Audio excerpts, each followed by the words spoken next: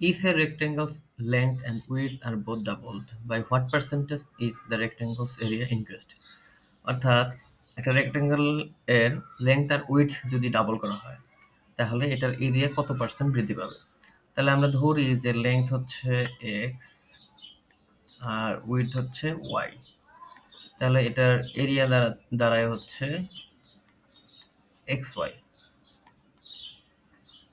এখন এটা যদি আমরা লেংথ এবং উইডথ দুইটাকে ডাবল করি, মানে 2x এবং 2y করি, তাহলে আমাদের নতুন যে এরিয়া সেটা দাঁড়াবে হচ্ছে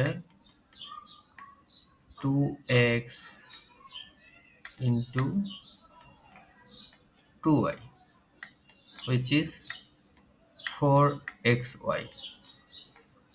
তাহলে এরিয়া যে ডিফারেন্সটা হলো বা এরিয়ার যে পার্থক্যটা হলো সেটা হলো 3xy।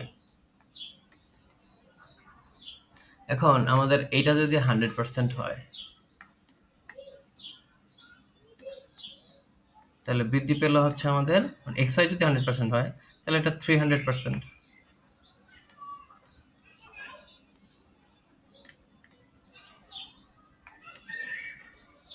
অর্থাৎ আমাদের এটার আনসার হবে 300%।